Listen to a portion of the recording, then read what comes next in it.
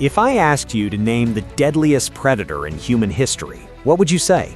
A tiger? A shark? Maybe even humans ourselves? You'd be wrong. The deadliest hunter on Earth is tiny.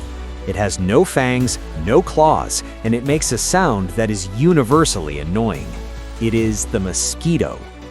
Historians estimate that this single insect is responsible for killing nearly half of all humans who have ever lived. For as long as we have walked this planet, we have been at war with them. We've tried everything, from burning sacred herbs in ancient temples to spraying heavy chemicals from airplanes. But no matter what we do, they always come back. So how have we survived? This is the surprising, sometimes dangerous, and incredible history of humans trying to kill mosquitoes. Welcome to Simple Things Surprising Histories. Let's get started.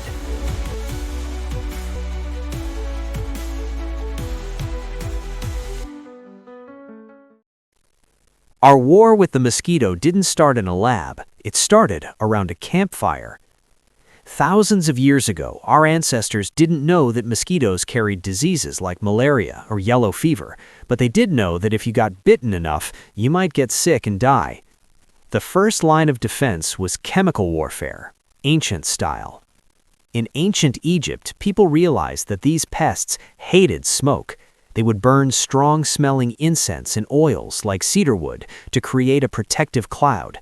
Herodotus, the famous Greek historian, wrote about Egyptians sleeping under nets or in tall towers where the wind was too strong for the insects to fly.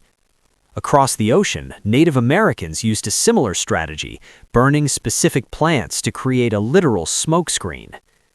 But for the longest time, we were fighting the wrong enemy. The Romans, for instance, noticed that people living near swamps kept getting mysterious fevers. They blamed the swamps, but not the bugs. They believed in the miasm theory, the idea that bad air rising from stagnant water made you sick. In fact, the word malaria literally translates from medieval Italian as bad air. So they drained entire marshes to get rid of the smell. Ironically, this actually worked, not because they stopped the smell, but because they accidentally destroyed the mosquitoes' homes. For centuries, we were fighting blind. It wasn't until the late 1800s that the truth finally came out. A series of brilliant scientists, including Sir Ronald Ross and Giovanni Grossi, shattered the bad air myth.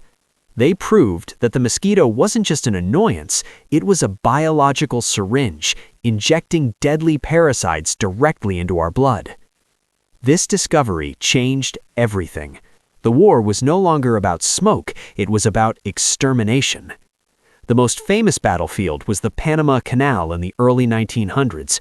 When the French first tried to build it, they failed miserably. Why? Because yellow fever and malaria killed over 20,000 workers. When the Americans took over, they sent in a man named William Gorgas. He didn't bring just doctors, he brought mosquito brigades. They fumigated homes, put screens on windows, and poured oil over every puddle of standing water they could find to suffocate the larvae.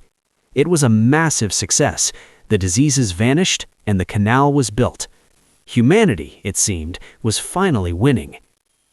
By the mid-20th century, we thought we had found the ultimate weapon. It was called DDT. During the World War II, this synthetic chemical was a miracle. It saved countless soldiers from typhus and malaria. It was so effective and cheap that after the war, we started spraying it everywhere.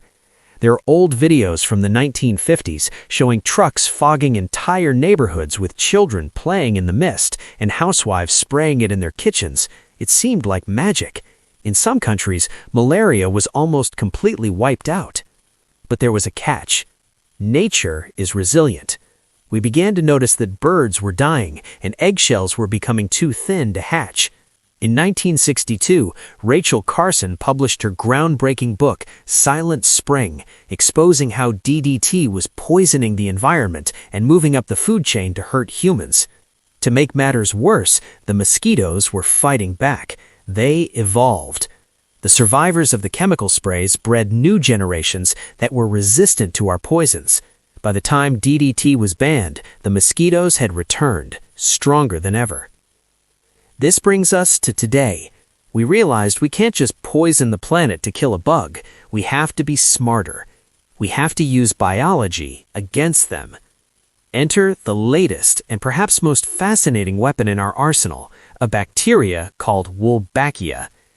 Think of Wolbachia as a Trojan horse. It's a natural bacteria that lives in many insects, but strangely, it's not usually found in the Aedes aegypti mosquito, the one responsible for spreading dengue, Zika, and yellow fever.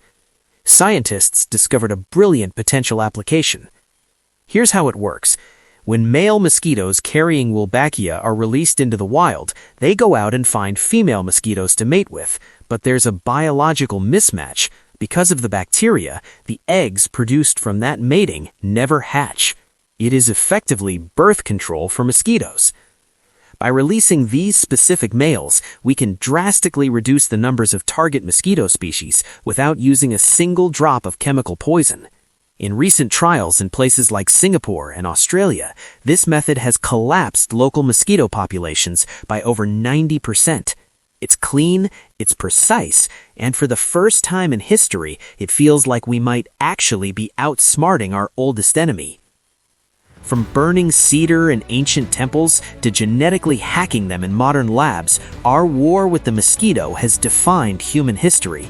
They're small, but they have forced us to innovate, to change our cities, and to understand the microscopic world. We may never completely get rid of them, but we're getting better at the battle every single day. What do you think? Would you be comfortable releasing millions of bacteria-filled mosquitoes in your city if it meant ending disease? Let me know in the comments below. If you enjoyed this surprising history, hit that like button and subscribe to Simple Things for more stories about the hidden world around us.